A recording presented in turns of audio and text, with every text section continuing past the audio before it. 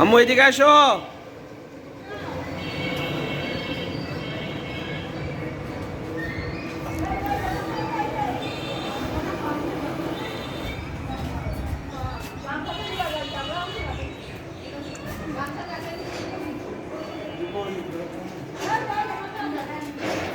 আমার ময়লার ভিতর সাইডে দিল, ওই দেখো পরিষ্কার করে।